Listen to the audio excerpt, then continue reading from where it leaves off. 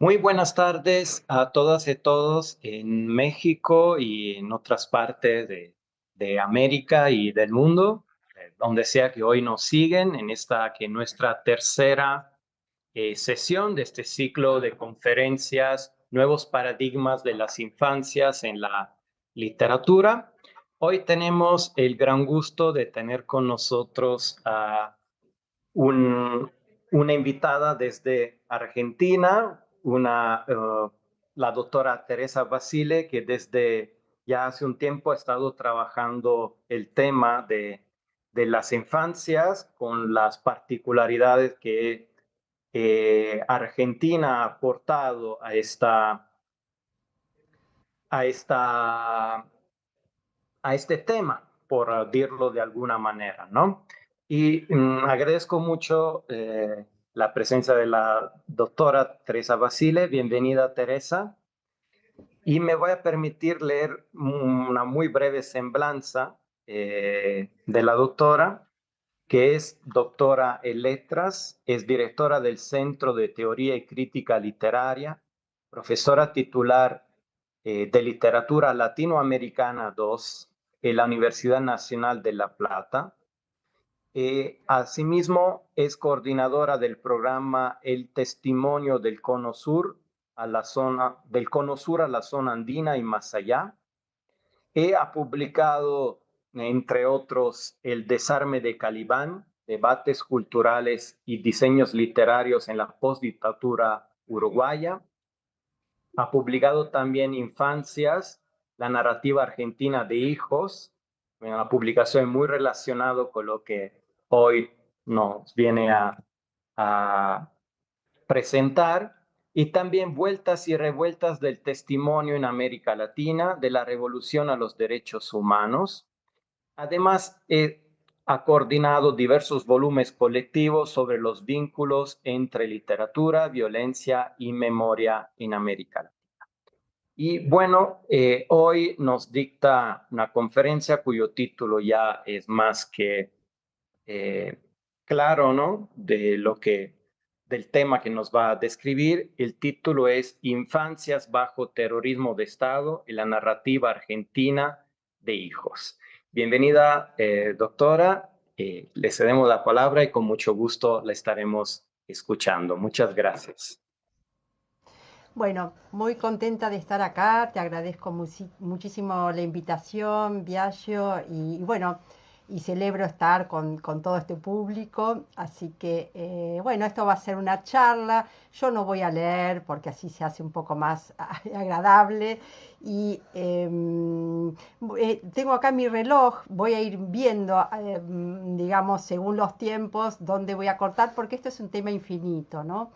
Pero creo que la propuesta esta de Biagio de nuevos paradigmas de las infancias, yo me quiero detener un segundo en esta cuestión porque también la Argentina tuvo que ver con algunas modificaciones en los paradigmas sobre las infancias, no solamente lo que recién charlábamos sobre dejar de lado esa idea de una infancia ideal, ¿no? Y por ejemplo los hijos las literaturas de los hijos en Argentina reponen otras imágenes y sobre todo capturan algunos textos donde aparecen figuras como Heidi de niños huérfanos, ¿no? Bueno, en esta ocasión, y así que yo creo que verdaderamente hay un cambio notable en el concepto de infancias y también en los lugares y las experiencias de las infancias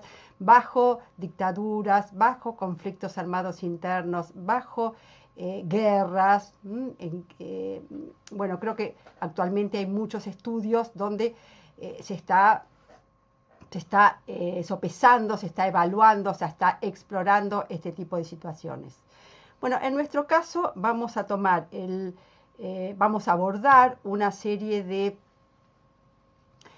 textos literarios y producciones artísticas también en mucha menor medida, aunque son igualmente importantes y abundantes, que están producidas, escritas, filmadas, fotografiadas por los hijos los hijos de las víctimas de la dictadura argentina, es decir, acá la infancia es algo a lo que ellos, estos hijos ya adultos, regresan para recordar y explorar esa infancia que cuando eran niños y niñas no podían analizarla y evaluarla en su totalidad. Entonces ya adultos vuelven y hacen autoficciones, documentales y, bueno, en fin, una enorme variedad de producciones.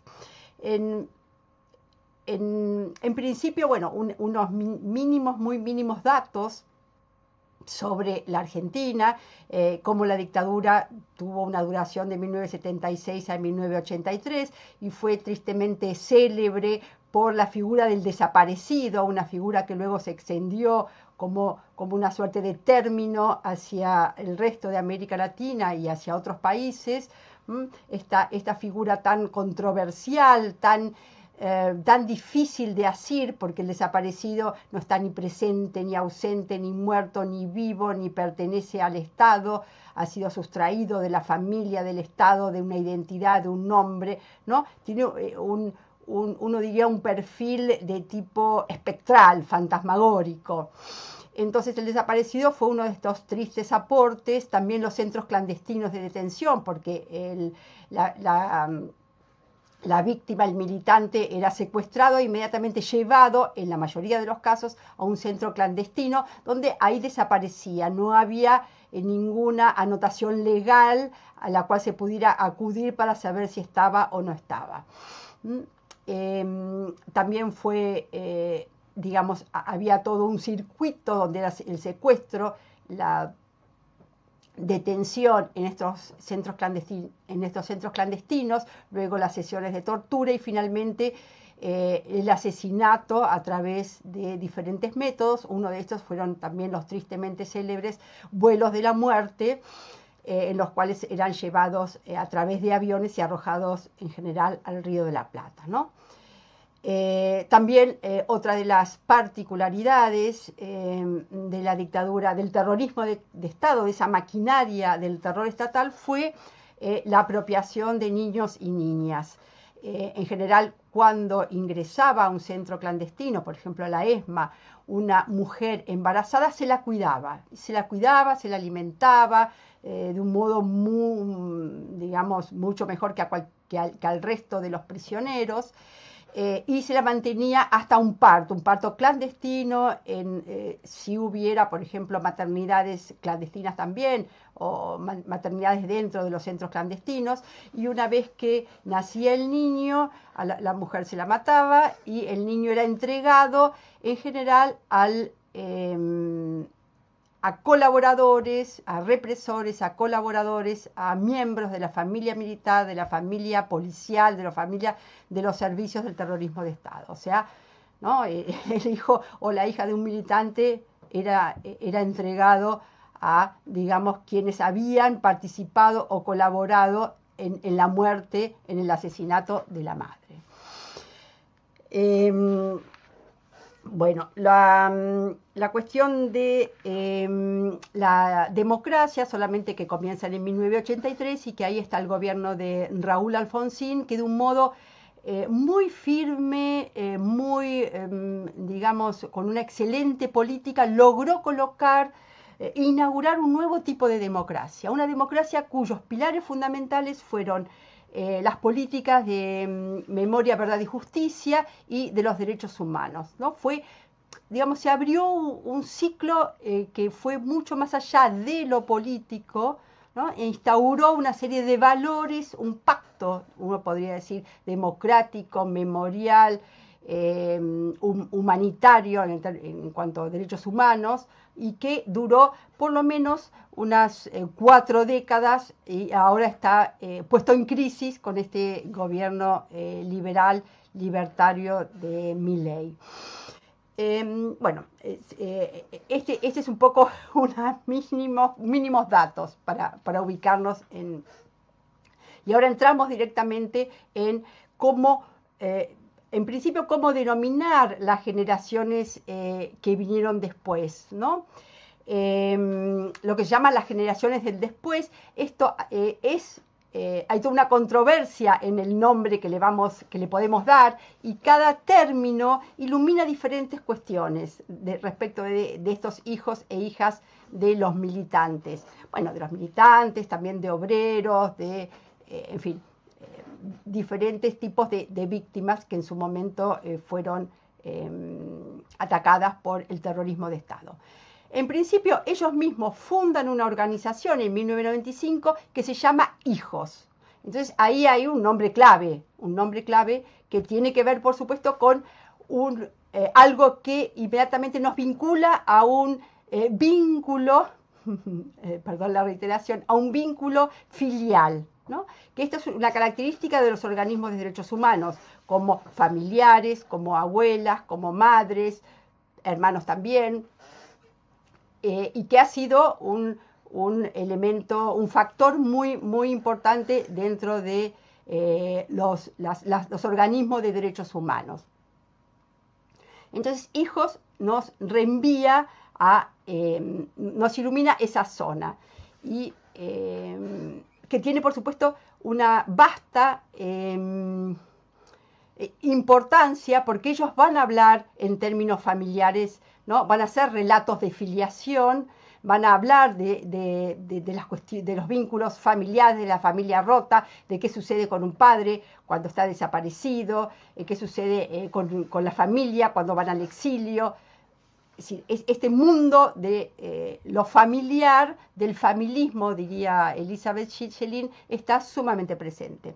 Otro de los términos que algunos hijos mismos defienden, no les gusta llamarse hijos, porque parecería que hijos establece una suerte de minoridad, si se quiere, o una dependencia de los padres. Entonces ellos mismos a veces colocan el término de víctimas infantiles. A mí también este término me resulta productivo porque, digamos, apunta y exhibe el carácter de víctimas propias de ellos, ¿no? O sea, los padres fueron víctimas, pero ellos también fueron víctimas. Cuestión que se ve de un modo muy contundente, sobre todo con los niños y niñas apropiados, ¿no? Ahí no podemos negarlo.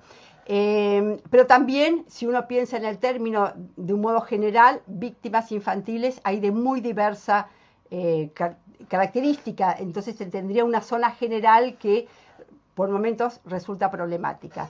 Otro de los términos es segundas y terceras, segundas generaciones. Este término también a veces resulta incómodo, porque segunda generación estaría con un matiz de lo segundo, lo secundario, lo que viene después, ¿no? Pero a su vez, segunda generación también es productivo. A mí es uno de los términos que más me gusta, junto con hijos, porque segunda generación me marca muy claramente, sacándole ese matiz de lo secundario, haciéndolo valer por sí mismo, me marca muy claramente lo que sucede con la primera generación, donde los militantes eligieron ser revolucionarios, apostaron de diferentes modos a esa militancia, tuvieron ideales, tuvieron acciones, se fueron al exilio, en fin, una decisión de gente madura. En cambio, para la segunda generación, el contexto, la situación de estos hijos e hijas fue absolutamente diferente, porque ellos recibieron como una suerte de peso, de herencia, de legado, el terrorismo de Estado y las historias de los padres y todo lo sucedido, y tuvieron que lidiar con algo que ellos no decidieron, pero recibieron. Entonces, primera y segunda generación me permite iluminar estas cuestiones. Para pensar el problema generacional o de estas infancias, podemos ver tres núcleos. del que venimos hablando, que son los hijos e hijas de víctimas del terrorismo de Estado, diferentes tipos de víctimas, de hijos e hijas de desaparecidos, de fusilados, de quienes fueron a la cárcel, que fueron el menor número. La cárcel fue característica, por ejemplo, de la dictadura uruguaya, pero no tan argentina. Hijos de exiliados, hijos que estuvieron en situación de clandestinidad cuando las familias iban a la clandestinidad, o en situación de exilio o de desplazamientos dentro de la Argentina, no solamente el exilio. Bueno, México fue uno de los grandes espacios, uno de los grandes lugares donde se fueron tantos exiliados. Entonces, esta es todo un grupo de hijos, pero también tenemos otro que no lo vamos a trabajar, pero está bien decirlo, que son los hijos e hijas desobedientes. Estos son los hijos de militares, de represores, de actores dentro del servicio, dentro de los servicios del terrorismo de Estado, y estos hijos son aquellos que vivieron en una familia, en la familia de un represor, y en determinado momento, vivieron en ese universo, ¿no? En ese universo del militar, por ejemplo, que tenía que recibían un determinado tipo de educación, que vivían en un espacio particular. Muchas veces hay barrios militares que van a determinadas escuelas, generalmente religiosas, que reciben los chicos normas de tipo hábitos, normas sexuales, de valores, y que por supuesto aprendieron el relato de los padres. Es decir, dentro del relato militar estaba la doctrina de seguridad nacional, que explicaba que los militares habían venido a salvar, ¿no? Entonces los padres aparecen como héroes, como salvadores del Estado Nacional frente a la extranjería que suponían los grupos montoneros, ERP, etcétera, etcétera, los grupos guerrilleros. Entonces ellos recibieron esta educación, esta narrativa, estos valores, y en determinado momento, sobre todo cuando se reinician los juicios que tuvieron una primera etapa con el gobierno de Alfonsín, el gobierno de Alfonsín creó se inició en el 83, en el 83 con la CONADEP, en diciembre, que fue la comisión sobre los desaparecidos. Ellos tomaron testimonio y recorrieron todo el país buscando estos testimonios de víctimas. Un año después, en el 84, se hizo con una selección de estos testimonios el libro Nunca Más, y en el 85 comenzaron los juicios a las juntas militares. Bueno, estos luego se suspendieron porque, sobre todo con el gobierno también a fines del gobierno de Alfonsín, con algunas leyes, y luego con los indultos en el gobierno de Menem de 1990 a 1999.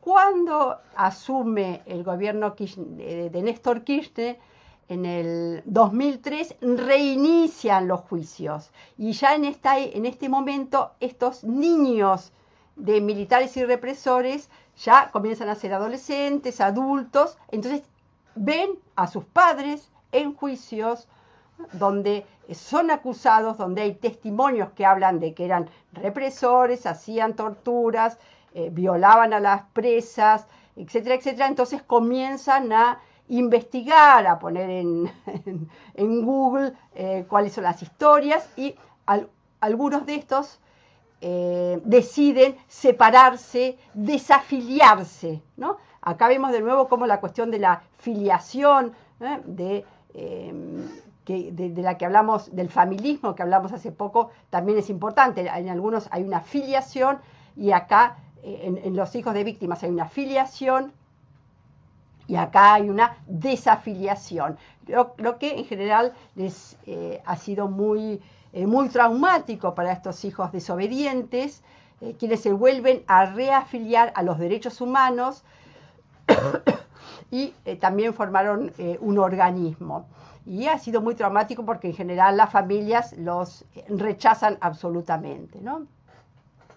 Y finalmente la aparición en estos últimos años de los nietos, que no hay que confundirlo con cuando se habla de los nietos de abuelas, ¿no? Los nietos de abuelas son los hijos, son los hijos de víctimas que fueron apropiados y que son desaparecidos vivos esos hijos, ¿no? Y ellas los buscan, pero estos nietes son la tercera generación. Pero tampoco, bueno, vamos a hablar, pero un poco para armar el corpus completo. Bueno, ¿cuáles son los aportes? Yo no es que en todo esto vaya a completar todos estos huecos porque son muchos, pero sí los quiero por lo menos mencionar. Hay una perspectiva política y esto es muy importante, y otra jurídica. La perspectiva política es la fundación del organismo de derechos humanos, la militancia que llevan a cabo, el activismo. También una perspectiva jurídica porque ellos intervienen en dando testimonios en los juicios, son querellantes, los hijos producen algunas leyes, y hay leyes que han salido también de abuelas respecto a la infancia, que redefinen en términos de esto de los nuevos paradigmas sobre infancia, redefinen lo que es la infancia. Y en donde yo más me voy a detener, que es en la perspectiva cultural, literaria, artística, en los géneros y en las estéticas. Bueno, de acá vamos a decir muy poco. Esta sería la perspectiva política. Solamente me interesa destacar que la fundación fue en 1995 y que sí que cómo se articuló esta agrupación de derechos humanos, ¿no? Dijimos que hay agrupaciones otras, abuelas, madres de Plaza de Mayo, bueno, estas es hijos. Entonces, sí me interesa marcar muy fuertemente la novedad de esta agrupación y la novedad de hijos, porque fue como un escándalo en su momento cuando ellos aparecieron. Por una parte, acá hablo de una doble articulación, por una parte es un organismo de derechos humanos, ¿no? Y entonces ellos esgrimen una narrativa humanitaria. ¿Qué significa esto? Es un universo donde se habla, donde hay un reclamo ético, jurídico, pero no político. Cuando comenzó la democracia de Alfonsín, se dejó de lado toda la lengua política de los años 60 y 70. No se habló de revolución, no se habló de militares, de derecha, de izquierda, de opresión. Todos esos términos políticos se dejaron de lado. Y se se armó una narrativa humanitaria que significaba ese borramiento político y hablar con un lenguaje aparentemente neutral. Por supuesto que es político también, ¿no? Es absolutamente político, pero que aparecía como una neutralidad. Y ese lenguaje no político, ese lenguaje ético y jurídico, hablaba de una víctima inocente, que había padecido la violación de los derechos humanos. Entonces, todos los organismos se montaban y exhibían ese tipo de relato. Lo que hacen hijos es reintroducir una especie de tabú, una cuestión prohibida, que era la militancia revolucionaria de los padres. Ese fue como la piedra del escándalo. Ya a los padres por ellos no eran considerados ni subversivos terroristas, son dos palabras connotadas peyorativamente por los militares, tampoco eran las víctimas inocentes de las que hablaban los organismos de derechos humanos. Decían, no, nuestros padres no fueron una víctima inocente. Nuestros padres eran revolucionarios, eran idealistas, querían cambiar el mundo, querían hacer un mundo mejor. Entonces reintroducen esta política, recuperan esto. Se van a el momento anterior a la dictadura argentina, es decir, cuando eran revolucionarios. Ellos surgen en 1995, en pleno gobierno menemista, en pleno momento de impunidad, y esto es definitorio de las políticas en Memoria, Verdad y Justicia que ellos van a implementar.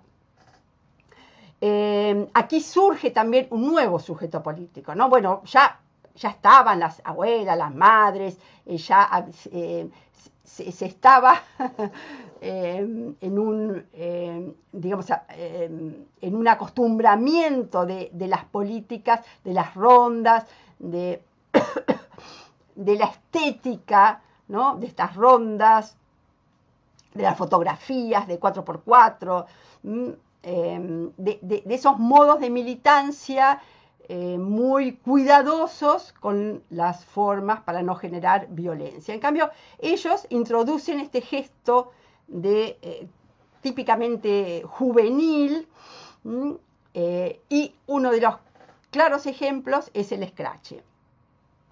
Yo hago un poco toda esta cuestión de ir a la política, porque la política está muy unida a la producción literaria, aunque no todos los que escriben autoficciones, testimonios, son militantes de hijos, ojo, pero sí hay una, digamos, es como inseparable pensar la producción literaria y artística de la militancia. Bueno, acá se ve claramente lo que es un scratch. Entonces, ¿qué hacían ellos? Encontraban donde vivía un represor. El momento en que los represores habían sido indultados, o sea, volvieron a sus casas. Entonces ellos buscaban y tocaban el timbre entre los vecinos y explicaban el currículum mortae. O decía, por ejemplo, Mañaco fue un médico que hizo los partos en la ESMA y entregó tantos chicos y pim pum pan. Y acá se ve como en estos scratches, que luego se hicieron, bueno, famosos en toda América Latina, también actuaban, ahí se ve fuego, murga, cánticos, pinturas, señalizaciones, en el cartel de abajo se ve, ¿no?, esa pintura roja. O sea, ¿qué significa esto? Esto, nosotros dijimos que era un organismo de derechos humanos que peleaba por los derechos humanos y que a su vez había recuperado la militancia en algún punto. Solamente recuperaba la militancia de los padres en términos de idealismo. No iba a querer hacer una nueva revolución armada, ¿no? Eso está claro. Sino que se adaptaba ese idealismo al contexto de las democracias. Pero al ver esto, muchos intelectuales, incluso de izquierda, dijeron, bueno, ¿qué pasa acá? Volvieron esto fue una piedra de escándalo, dijeron, volvieron los revolucionarios, pero estamos en democracia, nosotros queremos mantener la democracia, y no, digamos, en democracia se introducía otro tipo de estética, otro tipo de militancia, con, digamos, una cuota, si se quiere, de cierta violencia o otro tipo de concepción de la política, que es lo que en gran medida el gobierno de Néstor Kirchner también va a utilizar. Va a ser una política Kirchner en cuanto a derechos humanos y en cuanto a la política misma muy diferente a la de Alfonsín, ¿no? Muy diferente. Alfonsín procuró luego de la dictadura, luego de los 60, luego de la revolución, la dictadura, como una situación de paños fríos, yo diría que intentó enfriar. Esto no supone que no haya sido tremendamente fuerte y dura la política que impuso, pero al hablar de derechos humanos, de justicia, era como que dejaba de lado ese lenguaje bélico.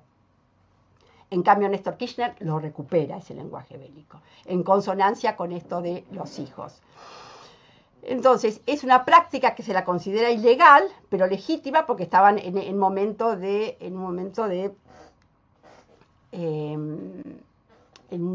impunidad, ¿no? Entonces, en este momento de impunidad es una justicia alternativa.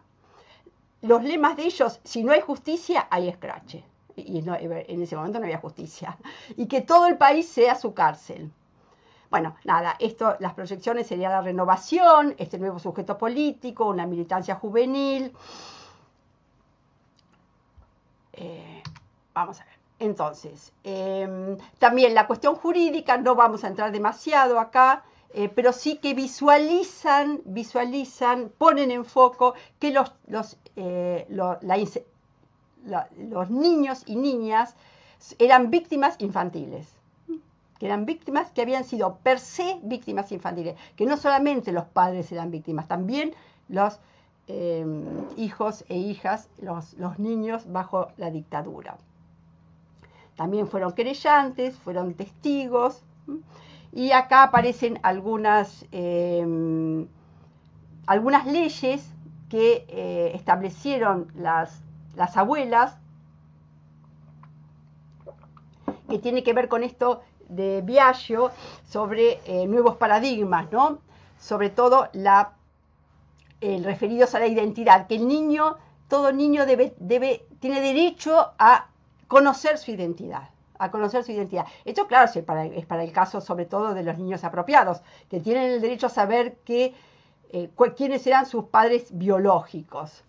Y también todo esto conlleva un cambio radical en la concepción del niño al intentar sacarlo en la medida de lo posible, ¿no?, de su posición de objeto para considerarlo un sujeto con plenos derechos y que puede opinar y decidir, claro que según su edad, ¿no? Esto es un cambio también en cuanto al imaginario sobre las infancias. Entonces, a lo que nosotros vamos a entrar es a la producción literaria.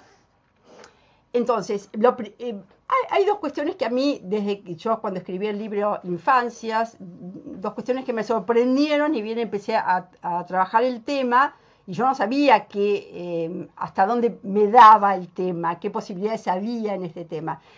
Pero bueno, fueron dos cuestiones que a mí me resultaron muy productivas. Primero, la cantidad y la variedad en la producción. Por ejemplo, ellos escriben testimonio, ficción, autoficción, está el teatro por la identidad, hacen poesía, blogs, documentales, film, fotografías, instalaciones, performance, pintura. Digamos, hay una producción, fue una suerte de boom o un mini boom la literatura de hijos y la producción artística de hijos. Y la otra cuestión que para mí fue sumamente interesante y creo que es un valor de la literatura es que ellos describían experiencias inéditas de los niños y niñas bajo el terrorismo de Estado. O sea, nunca en la literatura argentina hubo una exploración de lo que pudiera ser, por ejemplo, un niño huérfano de un desaparecido, o un niño en una situación de clandestinidad, o un niño apropiado. Entonces esto inauguraba, digamos, me parece un corpus nuevo, y permitía exhibir de qué modo la literatura sirve también para iluminar universos nuevos, ¿sí? Experiencias nuevas. La literatura tiene este valor de poder mirar y explorar y analizar estas experiencias. A partir de el análisis del corpus, yo armé como 3 matrices que estaban en estos textos literarios. Una narrativa humanitaria, o sea, se apostaba siempre, casi en la mayoría de estos casos, siempre estaba este dispositivo de hacer justicia, ¿no?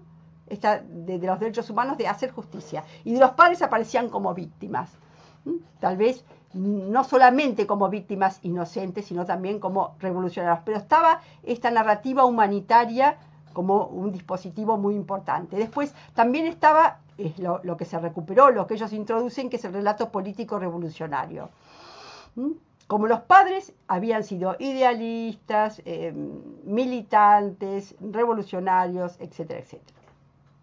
Y luego la narrativa familiar, en qué medida el terrorismo de Estado había quebrado las familias, lo que se llama el tópico de la familia rota, y cómo los padres, sobre todo los padres desaparecidos, habían trastornado lo que eran las relaciones familiares. Los abuelos se convertían en padres, los primos en hermanos, y hay toda como un trastorno parental a partir de estas rupturas familiares. Bueno, también hay muchos modos a través de todos los textos en donde van apareciendo autorrepresentaciones de estos niños y niñas, o sea, son los adultos, como ya dijimos, que escriben y que vuelven a esa infancia y la narran, ¿no? Por eso en general son autoficciones, porque ellos tienen algunos recuerdos, pero estos recuerdos son escasos y necesitan de la ficción para completar esas lagunas de la memoria. Entonces las figuras que suelen aparecer es la del niño adulto, ¿no? El niño por ejemplo, en La Casa de los Conejos, que probablemente es uno de los libros más conocidos y que también se hizo un film ahora. La niña Laura tiene 7 años y le exigen, como está en la plena clandestinidad, ¿no? Le exigen estar atenta, no cometer errores,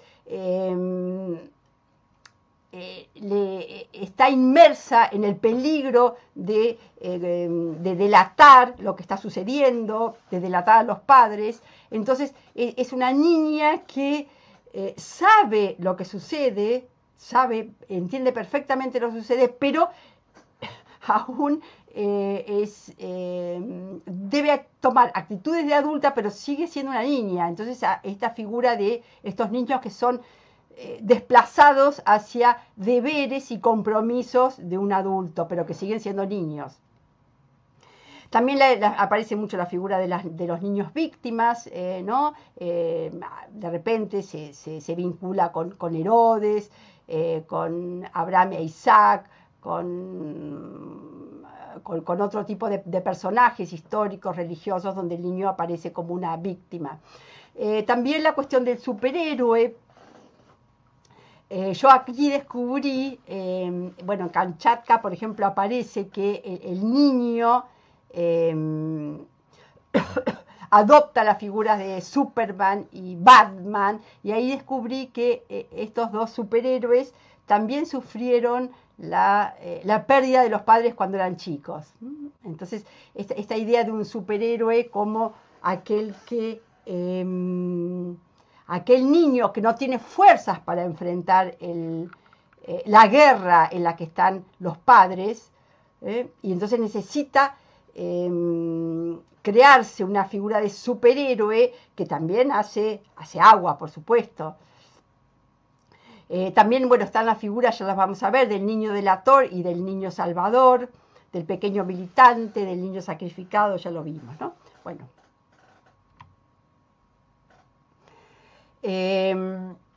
La cuestión de las escrituras, de la estética de Lesiges ha sido algo muy, también muy trabajado y muy sorprendente, no solamente por la fecundidad que ya hablamos, la variedad, las experiencias inéditas y los diferentes géneros, sino por lo que se ha llamado la entonación. O sea, ellos introdujeron frente a lo que es la narrativa y los testimonios de la primera generación de los sobrevivientes, que tenían un registro serio, bueno, nada, tenían que dar cuenta de una tragedia, de ellos como víctimas en centros clandestinos, etcétera, etcétera.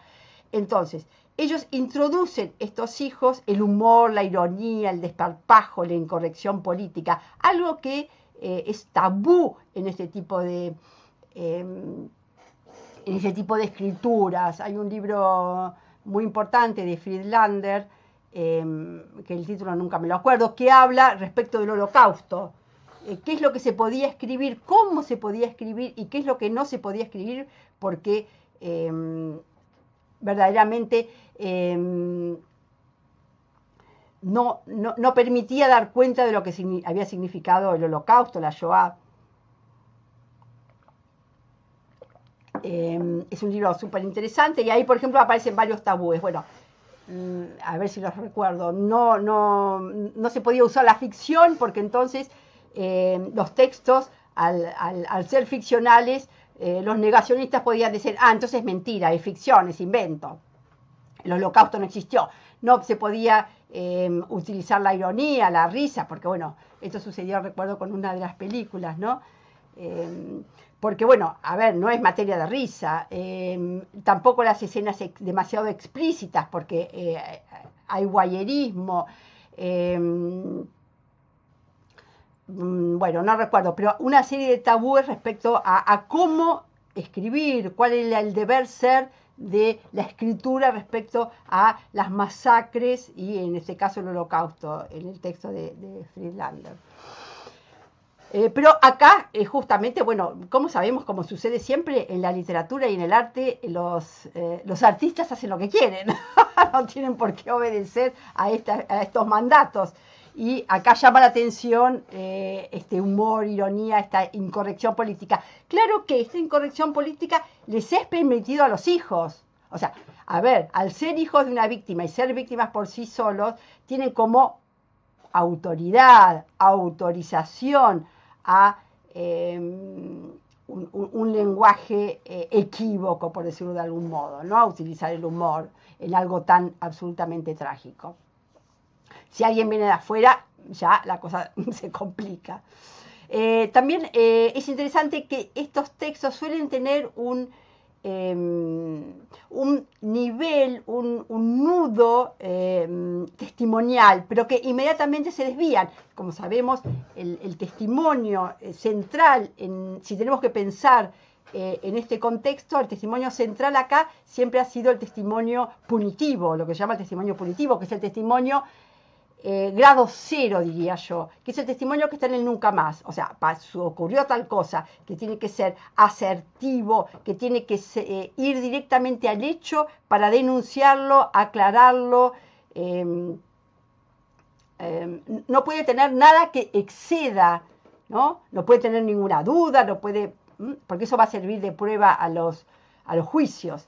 En cambio, en la literatura, justamente el testimonio sigue con un núcleo importante, hay una voluntad punitiva, hay una voluntad de denuncia, pero inmediatamente se desvía hacia la ficción, se introduce el fantasma, los espectros, lo fantástico, las pesadillas, los sueños.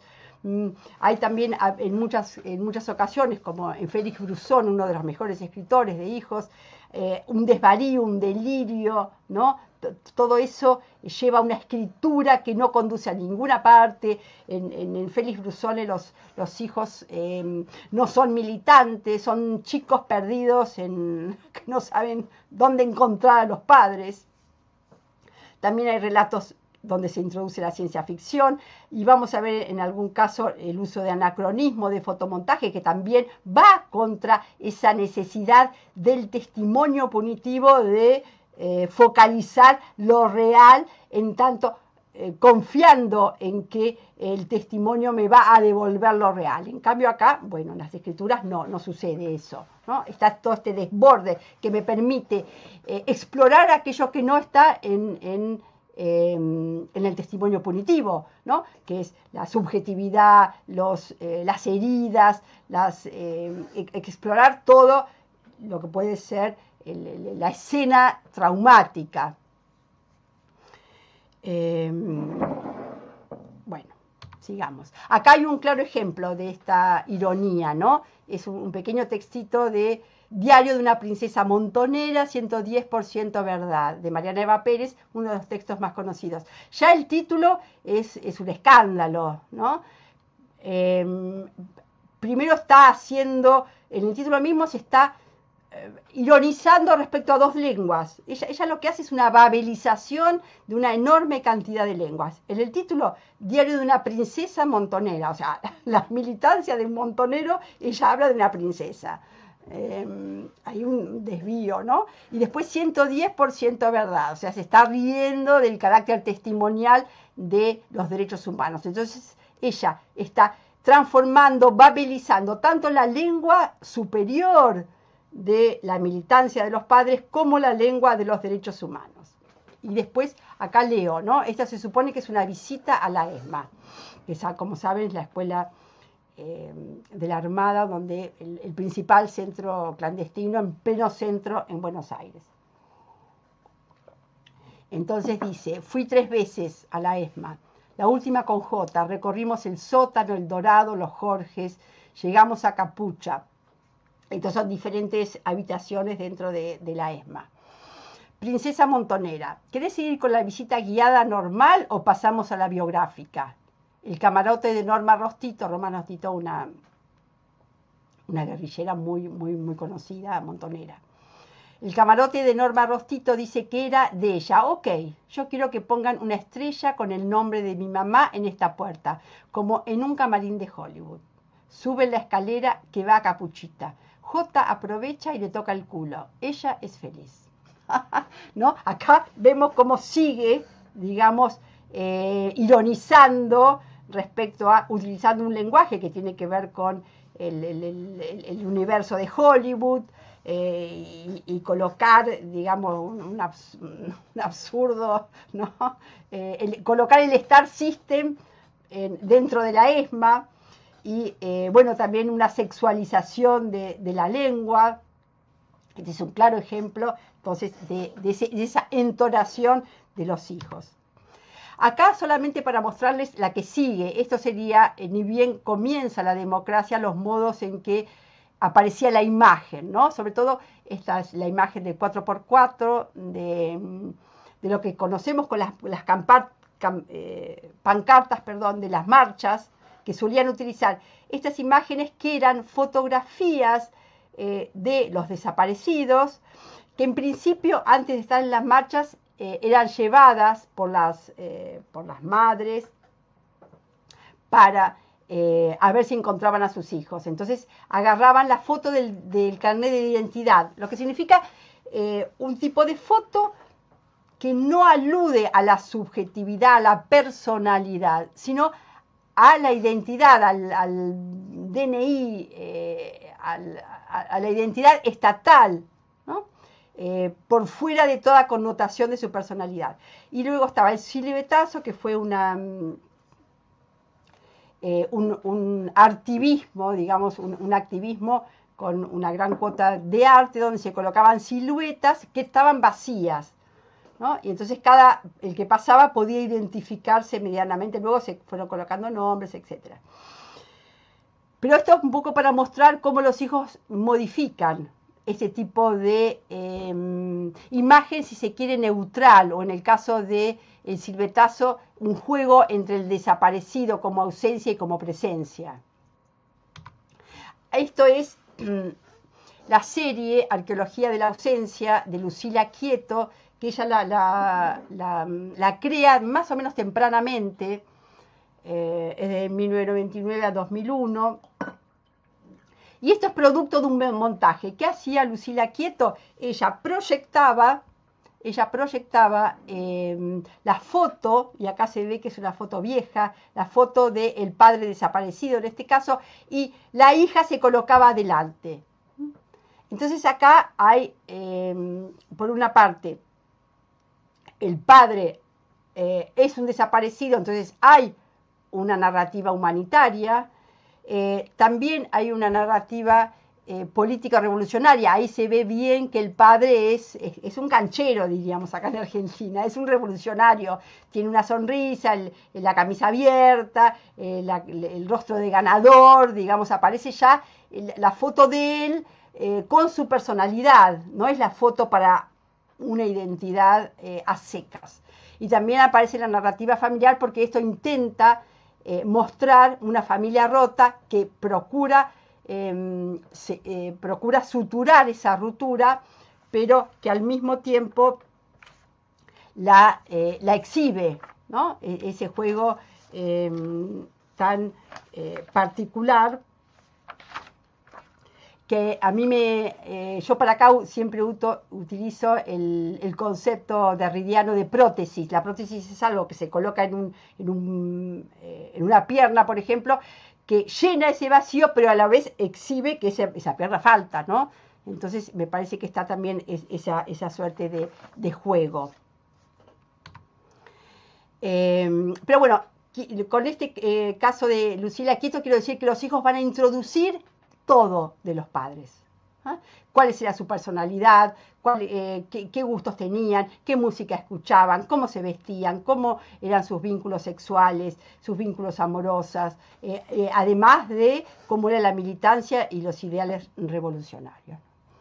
Va a haber un intento por por establecer un vínculo que no se dio. En muchas fotos aparecen, por ejemplo, fotos de cumpleaños de ellos, ¿no? De los hijos, donde el padre no estuvo, y se pone una foto, se monta, pues son montajes, se monta una foto del padre, como si el padre fuera a festejar algo, un cumpleaños en el que no estuvo. Pero una cuestión que me parece que es fundamental es tratar de ver en qué medida acá se ha discutido mucho el concepto de post-memory, pero para decirlo sucintamente, acá lo que tenemos que tener en cuenta es que hay una memoria que ellos tienen, estos hijos tienen, que es recuperar la memoria de los padres, ¿no? Esto que venimos hablando, bueno, qué pasaba, cuáles eran sus gustos, su militancia, dónde murieron, dónde están sus huesos, en qué centro clandestino estuvieron, averiguar todo ese tipo de averiguación. Ahí está la memoria de los padres. El relato central de la memoria de los padres es la búsqueda. Se sacan sangre para el ADN, para ver si encuentran los huesos de los padres. Hay una serie de dificultades, hablan con los que eran los compañeros en las agrupaciones guerrilleras. En fin, hacen todo un estudio, recorren los campos, recorren el barrio, las exnovias. Hay toda una voluntad por buscar qué pasó con los padres y cómo eran. Ahora, esta búsqueda puede tener en las dos puntas dos soluciones absolutamente contrarias. La búsqueda puede mostrarse como una trampa, ¿no? A ver, se supone que según el psicoanálisis, los hijos deben matar a los padres. Pero ¿qué sucede cuando el Estado los mata? Y ellos, en cambio, los tienen que buscar. Y entonces esto impide o obstaculiza que ellos puedan encontrar su propio destino, porque están como pendientes de lo que pasaron con los padres y se pasan años y años buscando, que por supuesto todo muy complejo, porque no las cúpulas militares no entregaron información, es muy difícil obtener respuestas. Y aun cuando se obtengan las respuestas, nada alcanza para suturar ese vacío de un padre desaparecido o una madre desaparecida. Entonces, esta búsqueda puede parecer como una trampa. Esto se ve en Los rubios de Albertina Carri, donde ellos finalmente dicen, queremos hacer nuestra historia. Y también en 76, por ejemplo, de Félix Brusone, y en todos los textos de Félix Brusone, donde la búsqueda es una trampa, pero a su vez la búsqueda no es algo que se pueda evitar, ¿no? No es que esto lleve a alegremente decir, bueno, entonces dejo la búsqueda, no. Está esta tensión entre buscar, saber que la búsqueda no me lleva a ninguna parte y no poder dejarla, y estar queriendo apostar a su propia vida, pero en esta tensión. Otra de las, en el polo opuesto, esta búsqueda lleva a una suerte de resurrección, lo que yo llamo la resurrección de los padres, ¿no? Como vimos recién en Lucila Quieto, allí hay una voluntad, y en muchas fotografías hay una voluntad por estar con el padre, estar con la madre desaparecida, a nivel de una intimidad familiar. Pero también esto tiene que ver con una resurrección política de los padres, que es lo que se efectúa en algunos textos y como ya vamos a ver, y en el gobierno de Kirchner. O sea, cuando asume Néstor Kirchner, dice, al fin un día volvimos. O sea, volvimos ¿quiénes? Aquellos revolucionarios de los años 70. Entonces, hay en el acto de formar una agrupación de hijos, una agrupación militante de derechos humanos, es un modo de resucitar a los padres en esa agrupación, ¿no? El lema de hijos es, nacimos en su lucha, o sea, nacimos en la lucha de nuestros padres, ellos viven en la nuestra. El otro tipo de memoria es la memoria propia de ellos como sujetos de experiencia. Ya no buscar qué pasó con los padres, sino qué pasó con ellos. Y entonces ahí yo en mi libro trabajo diferentes tipos de infancias. La infancia huérfana, la clandestina, también la infancia en el incilio, la infancia apropiada, exiliada, con padres en la cárcel, la infancia educada, etcétera, etcétera. Ya vimos el niño víctima, el delator, Salvador. Entonces, bueno, acá Biagio yo puse un poco mis libros, por si alguno los quiere. El primero fue Infancias, y es el más específico. Después el de las posmemorias. Hicimos un volumen con Cecilia González, que es de la Universidad de Bordeaux, pero es una argentina, sobre las posmemorias en toda América Latina, como esta cuestión de las narrativas de hijos están en toda América Latina. Y luego hicimos este tercero, que es los trabajos del exilio, porque cuando yo trabajé infancias, no trabajé el exilio, porque me di cuenta que era otra biblioteca que me tenía que leer, y entonces no iba a terminar nunca. Y en los trabajos del exilio tiene un prólogo de 150 páginas nuestro, es un libro muy grande, porque empezamos a tratar de analizar qué sucedía ahí y prácticamente nos quedó un libro como prólogo, porque es una cuestión muy, muy, muy compleja y que, bueno, se vincula mucho con ustedes, con los mexicanos, ¿no? Después, recientemente, publiqué Vueltas y Revueltas del Testimonio en América Latina, también hay unos capítulos sobre los hijos, y que acaba de salir en el 2026, hace unos días nomás, sobre archivos.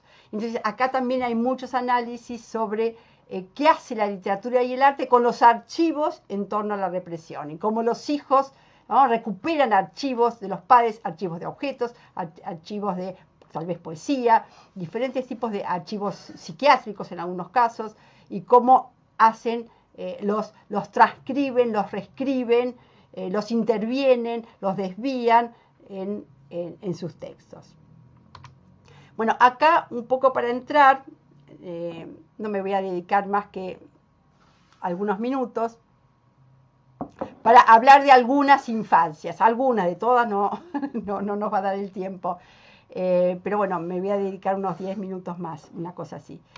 Dijimos, por ejemplo, la infancia huérfano, claro, el desaparecido es el sujeto por excelencia de la maquinaria del terrorismo de Estado en la Argentina, ¿no? Entonces, ¿qué significa una infancia huérfana, pero de un padre desaparecido? O sea, no tiene nada que ver con un padre accidentado y muerto en un accidente, ¿no? Se trata de un duelo prolongado, hay un primer momento de una espera, el niño espera porque nadie sabía verdaderamente que era un desaparecido. Eso se supo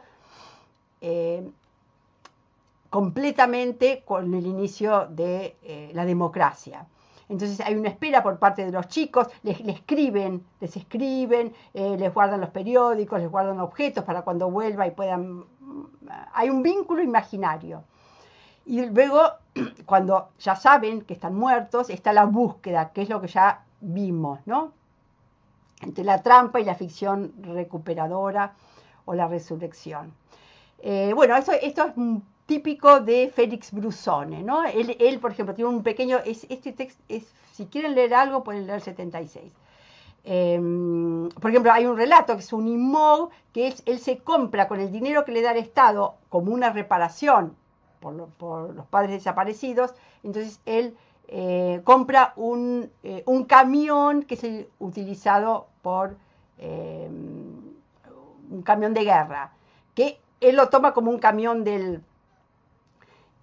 como si fuera el padre, ¿sí? Entonces va a Córdoba a ver si puede recuperar la historia del padre, y el camión se queda en el medio de la ruta, se larga a llover, ¿no? Es típico relato de Félix Brusone, ¿no? Todo sale mal, y él le pega, lo quiere incendiar y no puede porque se llueve, o sea, no puede dialogar con el padre, no lo puede matar con ese camión, nada, y al final vuelve y la mujer lo espera y él le dice, bueno, vamos a hacer el arreglo de la casa mejor, ¿no? Ahí está la tensión entre su propia vida con su esposa, su casa y la búsqueda del padre, ¿no? Que siempre están las dos en tensión.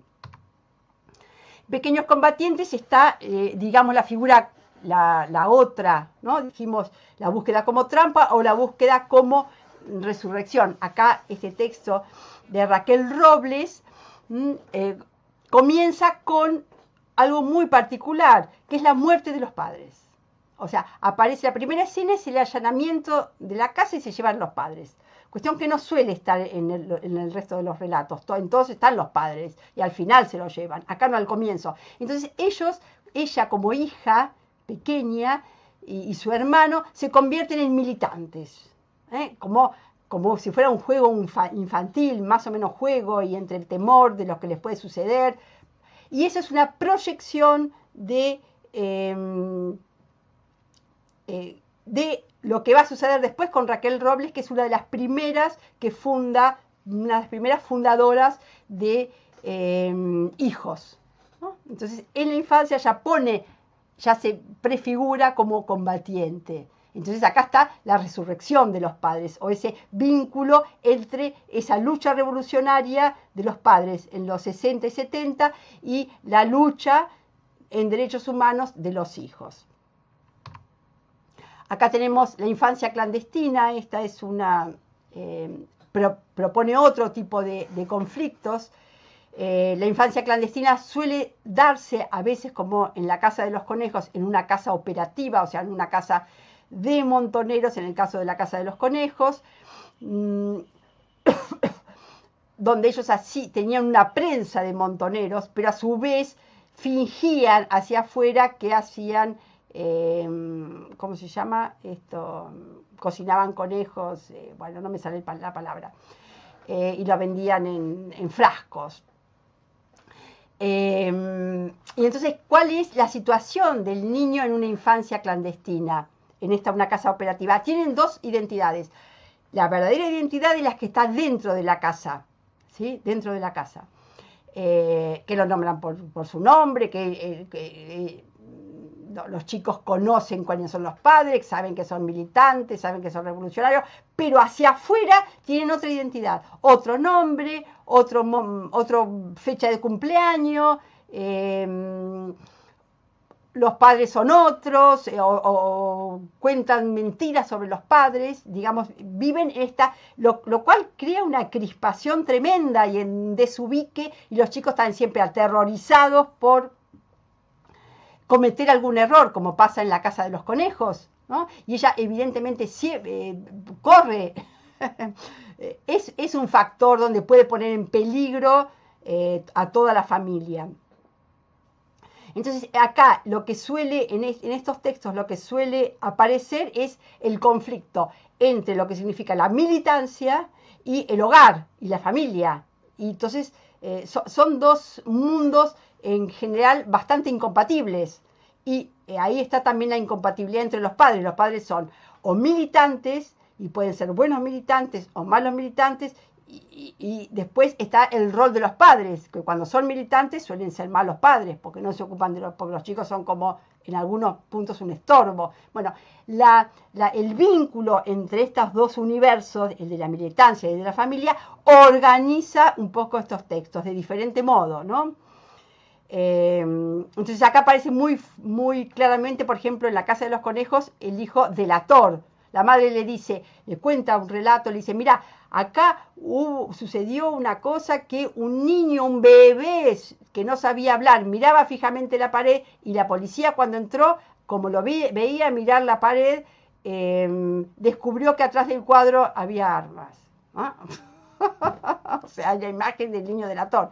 Pero también está la cuestión del niño Salvador en Kamchatka. Es un niño Harry que encuentra un libro sobre Houdini, que es el gran escapista, ¿no? Y entonces piensa cómo salvar a los padres, porque a través de los juegos, como ahí, y a través de estas personalidades de superhéroes, de ser Batman, Superman, o sea, de investirse de la figura de un superhéroe para poder salir de ese lugar del niño y tener superpoderes, porque no hay otro modo de que un chico pueda salvar una familia en la clandestinidad, ¿no? Entonces está del niño adulto. Y también acá son muy importantes los juegos, es todo un tema el juego, ¿no? En Kanchaka aparece muy claramente el juego, el teg, los juegos de guerra. ¿Ah? Estos son chicos que desprecian siempre la calecita, los juegos que consideran bobos de la infancia y juegan a juegos que tienen que ver con modos en que se implican en la guerra de los padres, ¿no? Como es el TEG. Entonces, como es uno de los espacios del TEG es Kamchatka. Entonces ahí tratan también de tramitar su propia de participar en la guerra de los padres. El incilio es parecido a la clandestinidad, pero tiene la particularidad de que en ese nuevo espacio, en esa nueva casa a la que se va, no hay posibilidad de una acción política. ¿Sí? El incilio es, como se ve en el premio, una película, es un escondite, es una clandestinidad, pero es una imposibilidad de ejercer oposición, denuncia, están absolutamente aislados. ¿No? Eso sucede en el premio y también en Lengua Madre de María Teresa Andrueta. En cambio, la clandestinidad suele ser una casa operativa, algo que siguen ellos vinculados con la militancia, desde la clandestinidad. La guardería en Cuba, bueno, esto es muy interesante porque acá ya no, si tenemos que pensar las figuraciones sobre los hijos, tenemos que pensar, bueno, ¿cómo se ven ellos? ¿No? ¿Cómo se autorrepresentan? Bueno, sí, como hijos huérfanos, como hijos clandestinos, etcétera, etcétera. Ahora, acá, por ejemplo, en estos dos films, y nos vamos a dedicar a la guardería de Virginia Croato, acá está cuál es la conceptualización del hijo para los revolucionarios.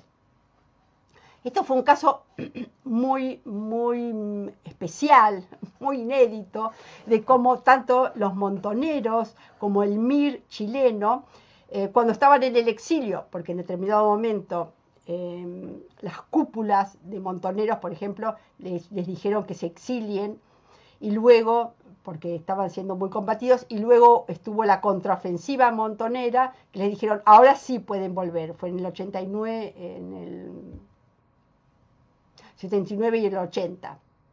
Le dijeron, pueden volver. Porque va a haber una contraofensiva y ahora seguramente vamos a vencer. Cuestión que no salió, fue un disparate total. Pero ¿qué pasó? Muchas mujeres en contacto con cierto feminismo europeo decidieron que ellas también querían volver a la lucha. Bueno, esto tendríamos que hablar mucho de cuál es el problema de la mujer dentro de montoneros, dentro del ERP, dentro de la guerrilla, ¿no? Entonces muchas dijeron, bueno, nosotros también queremos volver, pero ¿qué hacemos con nuestros hijos?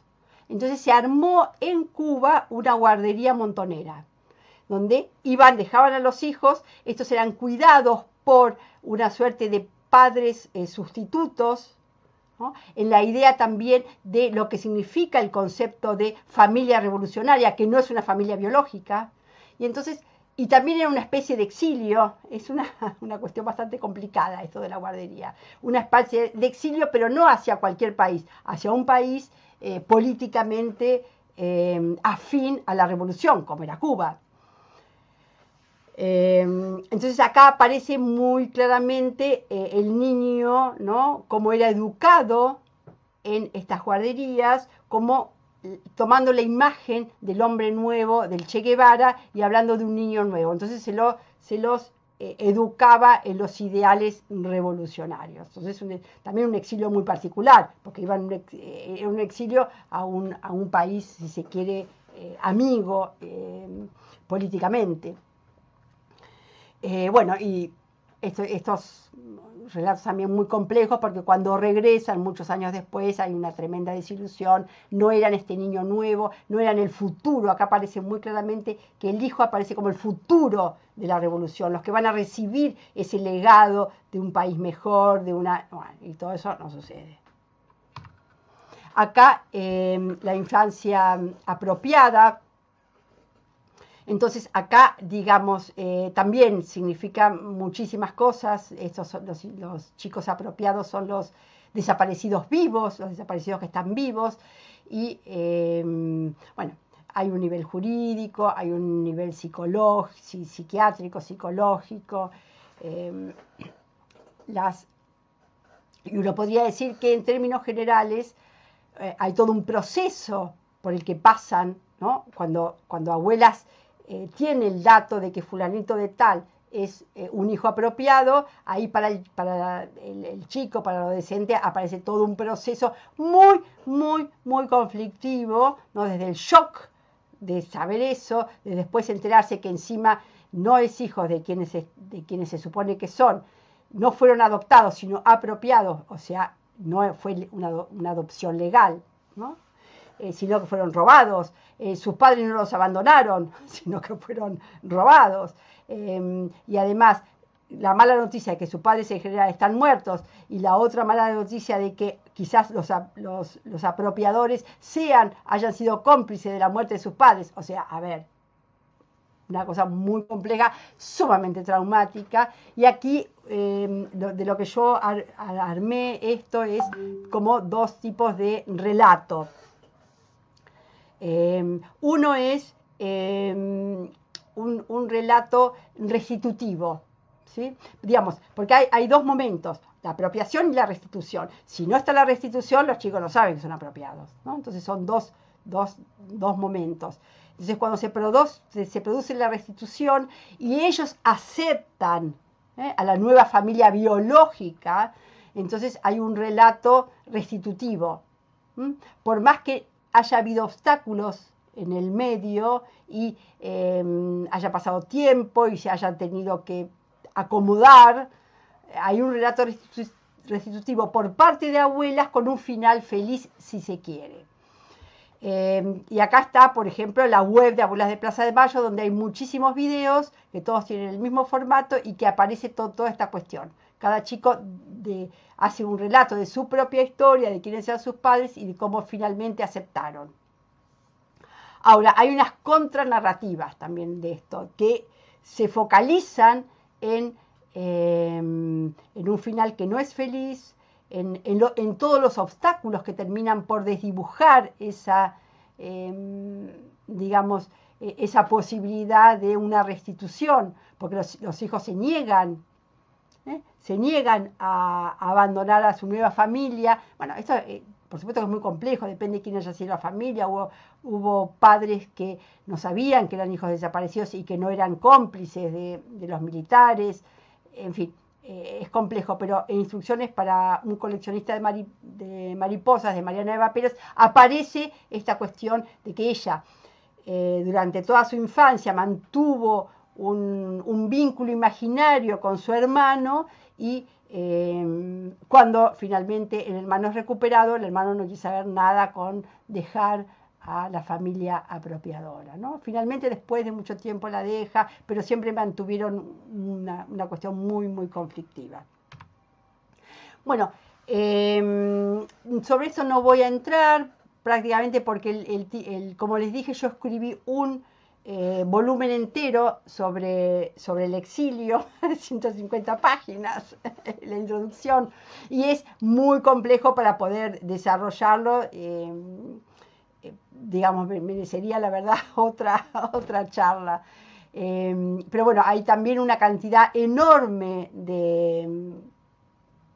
de textos que hablan del exilio, ¿no? Están, por una parte, las hijas exiliadas, las que se van, el caso de la Casa de los Conejos, que tiene 7 años y se va a Francia a esa edad. Entonces tiene todo el recuerdo de cómo fue el exilio, ¿no? Y ella se va de una casa donde vivía hecho muy, muy traumatizada por lo que estaba viviendo en esa casa operativa. Pero también hay hijos que nacieron en el exilio, o sea, por el caso de Verónica Herbert Visechi, que nació en México, pero entonces no tiene un recuerdo del exilio, pero un recuerdo personal, pero tiene una memoria, porque vivió todo el tiempo con los relatos sobre entonces, conjunto vacío. ¿Qué significa ese exilio? Para ella es un conjunto vacío. No termina de saber qué pasó con la madre, entonces es de nuevo la cuestión de la búsqueda. Y aquí, esto de Tomás Alzogaray, creo que no es Alzogaray, Alzogarat, me parece que lo escribí mal. Bueno, ahí se ve que también se ven las dos banderas, o sea, la doble identidad, ¿no? Que se ve tanto en la categoría de Argenmex. Pero bueno, ya les digo, la cuestión de los hijos exiliados es todo un tema. Así que acá dejamos y a ver si les interesa hacer alguna pregunta.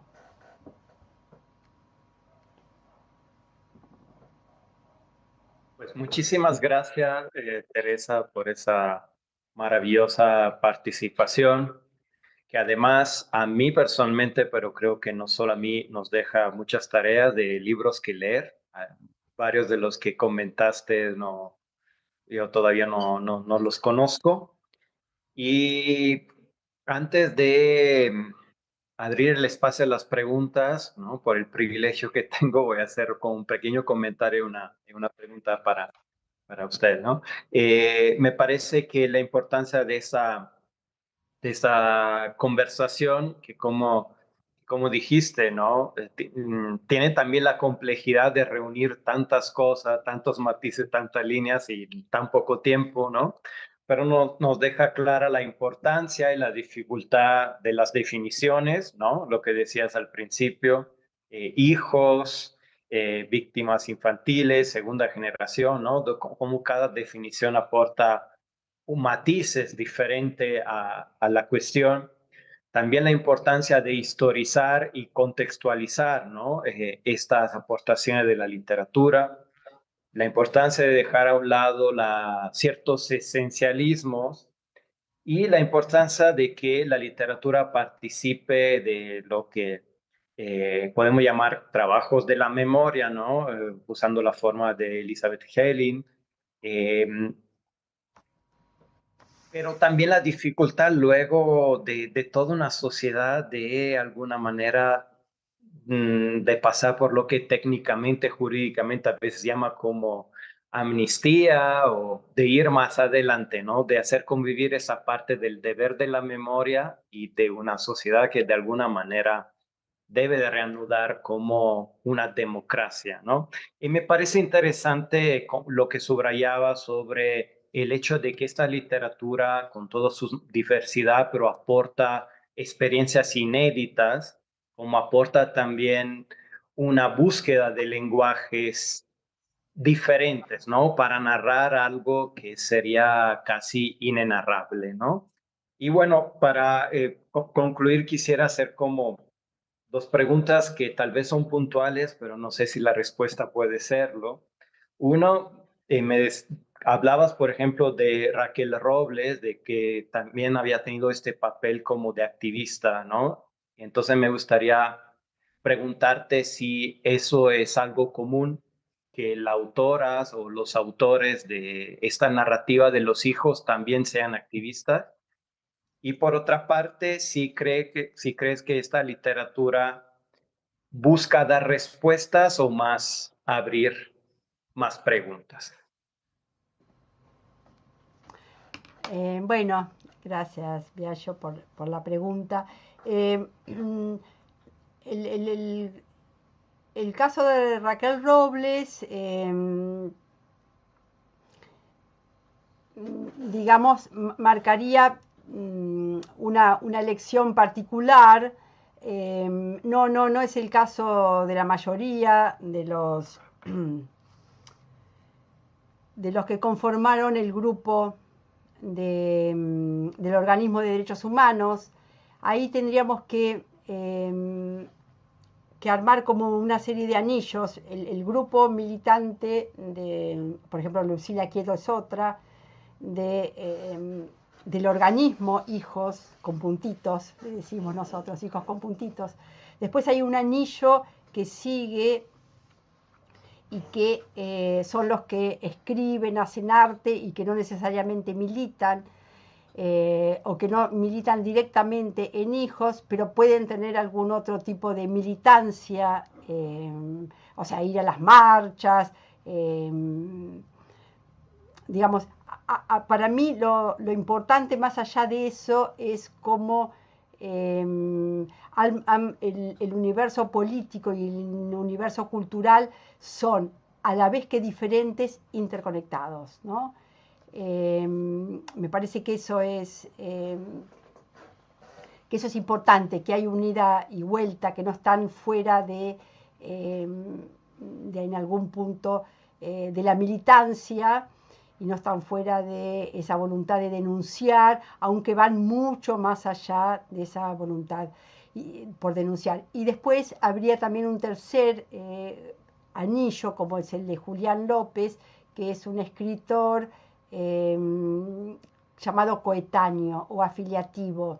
Es decir, no fue un hijo de alguna víctima, pero que escribió como si fuera. Y eso no sucede demasiado. Brizuela es otro, porque también allí hay una cuestión como de autoridad, ¿no? Es difícil para que alguien que no sea, ¿no? Un hijo de una víctima escribir como sí, mientras que eso en la literatura es muy común. O sea, qué sé yo, Dostoyevsky escribe sobre lo que quiere, Art también, o sea, no hay ese tipo de tabú, pero sí acá está un poco ese tipo de tabú. ¿Quién tiene la autoridad de la palabra para hablar de estos temas? Y la otra Muchas pregunta es, gracias. bueno, nada, sí, claro, siempre se siguen abriendo preguntas y se siguen escribiendo. Ya aparecieron, yo en estos días me estuve comprando 2 o 3 libros más que aparecieron sobre historias que contaban los hijos, ¿no? Y la verdad es que todavía no los pude leer, pero siguen apareciendo, la verdad es que sí. Pero ellos, bueno, tienen una voz muy consolidada. Gracias. Pues sí queda claro que se trata de un corpus vasto y como nos dice que sigue creciendo. Voy a leer algunas de las preguntas que están aquí en el chat. Una dice, ¿el papel de la memoria sigue siendo prescindible en sus distintas formas, arte, literatura, filosofía, aun cuando parece que vuelven prácticas y forma de gobierno tan decadentes que atentan contra la vida humana? Mm, bueno, voy a leer otra. Eh, que, bueno, aparte de los agradecimientos, dice, durante la dictadura argentina, varios libros para infancia fueron censurados. ¿Cómo cree que la literatura infantil y juvenil puede convertirse en memoria, resistencia y archivo para nuestras infancias? Si quiere, por ahora, estas dos. Sí, la verdad es que para serles sincero respecto a la literatura infantil, yo no soy ninguna especialista sobre eso. Tendrían que trasladar la pregunta seguramente a alguna otra que presentó sobre este tema. Sí entiendo que la primera pregunta tal vez aluda a el gobierno de Milei. Bueno, actualmente digamos, por primera vez, si bien, a ver, si bien en la Argentina hubo momentos de impunidad durante el gobierno de Menem, pero por ejemplo fue justamente los años 90, mediados de los años 90, yo dije, Hijos surgió en 1995, y hubo muchísima producción, actividad, por parte de los organismos de derechos humanos, por parte de hijos, por parte de sobrevivientes que, por ejemplo, recuperaron la época de relatos sobre la militancia, digamos, esa impunidad fue atravesada también por todas otras políticas de la memoria que surgían al margen del Estado. Cuando sube otro gobierno de derecha, como fue el de Macri, inmediatamente quiso hacer unas leyes de impunidad y bueno, nada, fuimos todos a la plaza y se volvió para atrás la cuestión. Digamos, había ahí eh, como si fueran retrocesos, ¿no? Que no terminaban por quebrar lo que yo llamo el pacto democrático humanitario memorial. ¿No? Este pacto duró 40 años. Yo creo que el gobierno de Milei sí lo está quebrando. Sí lo está quebrando por varias cuestiones, porque eh, a nivel internacional hay la conformación de una derecha muy particular que está dando lo que ellos llaman la batalla cultural. La derecha en la Argentina, sobre todo la derecha de Macri, y la derecha en general era una derecha en alguna medida eh, económica, que no se proponía una refundación cultural de la Argentina. En cambio, esta batalla cultural que instaló este gobierno de Milei se, se tramita también a partir de una suerte de intelectuales que rodean al presidente, entre ellos Agustín Laje, que tiene un volumen entero que se llama la batalla cultural, y donde allí hay una voluntad por refundar, digamos, las políticas de la memoria en lo que ellos llaman la memoria completa. Entonces, bueno, ahí el escenario es muy diferente. También han pasado muchos años, se cumplen 50 años del golpe, 40 y algo de la consolidación y la duración y la potencia, porque si uno piensa en lo que fue este pacto, este imaginario tan potente de la democracia, de los derechos humanos y de las políticas de memoria, verdad y justicia en Argentina, bueno, fue increíble. Ahora que estos cimientos están puestos en duda y es un tembladeral, ahora uno se da cuenta de y aprecia, digamos, la duración y la potencia, porque bueno, esto generó todo un imaginario nacional, redefinió nuestros modos de entender la sociedad. Nuestra fue una fuente muy fuerte para la literatura y el arte. Se crearon instituciones, se crearon políticas. Verdaderamente fue un ciclo para mí maravilloso y ahora lo veo quebrado absolutamente, ¿no? Creo que la primera pregunta puede ser que se vinculara con eso. Muchas gracias. A ver, voy a leer un comentario pregunta que nos dice, también es interesante que se vaya más allá con la cuestión mencionada al inicio, el trámite de los legados dictatoriales por parte de las segundas generaciones. Hay un contrapunteo en este punto. Se refiere a que los hijos están entre lo que deben hacer, porque eso fue lo que le tocó, y lo que ellos y ella quieren hacer por su propio medio para plantearse la discusión memoria e identidad. Bueno, tal vez sea más un comentario que una pregunta. Y luego agrego aquí un comentario que dice, bueno, aparte de los agradecimientos, entre muchos, dice, las y los hijos de desaparecido viven y transitan la desaparición de uno de sus padres, siendo el arte una forma de expresar sus heridas, reflexiones y hasta preguntas que aún quedan sobre por qué desaparecieron. Sí, me parece que sí es uno de los puntos que ya trataste, pero no sé si luego quiere agregar algo más sobre esto. Y luego también preguntan sobre tus textos. Aclaro que al final del ciclo vamos a compartir una bibliografía de los textos que se han tratado, pero preguntaban si se pueden, si tiene acceso en México a tus textos. Yo desconozco la respuesta, la verdad.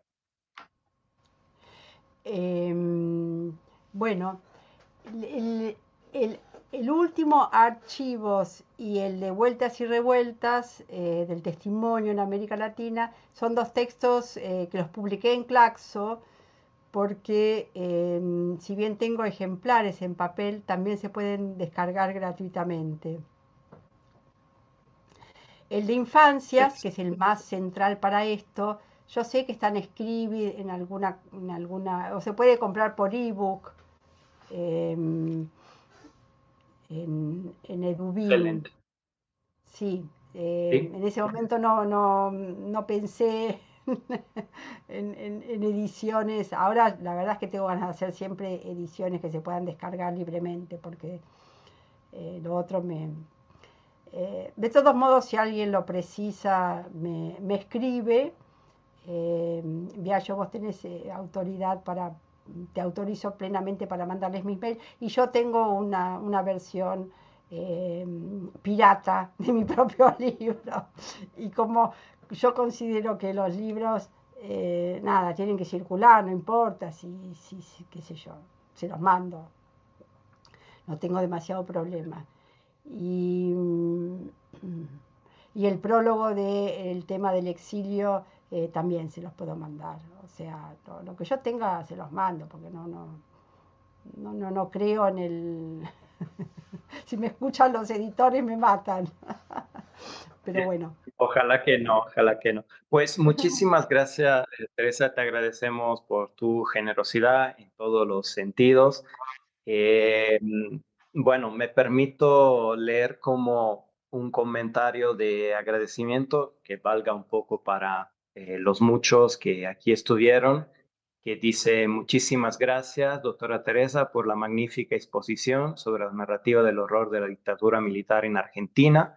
Nos deja muchas lecturas, muchos reposicionamientos y nuevos caminos para abordar estas temáticas. Así que con este comentario, en nombre de todas y todos, te agradecemos Bueno, porque aparte, sí, bueno, gracias. Y te quiero poner acá puedo. Espérate que pongo el Tere Basile. Ay, ¿cómo era la arroba de acá? Hace 1000 años que no lo pongo. Acá está. A ver. No. Tere Basile, arroba. Ay, ¿cómo pongo la arroba acá? No me acuerdo. Alt, control, arroba. No. No me acuerdo cuál era la arroba. Tere si Basile. prefiere yo luego le comparto Bueno, su miren, correo, doctora. está. Tere Basile, dejo una A, que es la arroba, y a Ujú. who.com, sin el ar, porque fueron de los primeros. Pero bueno, a ver, salvo que lo saque de acá la arroba. A ver, copiar. Mm, así, Tere Basile, ahí la copié. Con- ahí está, terebasile@yahoo.com. Ahí se los mandé. A ver, ¿llegó? Perfecto, ya está en Bueno, el chat. vas a- Para quien nos ve después, igual luego le podemos compartir eso. ¿Qué decirle? Muchísimas gracias, de verdad. Nos permite seguir reflexionando sobre esos temas, sobre esos paradigmas. eh, y eso, esperamos que la gente siga interesada en este ciclo de conferencia y a partir de lo que se comparte hoy, seguramente lo estará aún más. Muchísimas gracias, doctora, Bueno, y muchas gracias a todas y todos. bueno, muchas gracias a vos, Viallo, y a todos los a todos los que me han tenido que escuchar. Así que seguimos en contacto. Bueno, Ha hasta sido un luego. gran gusto.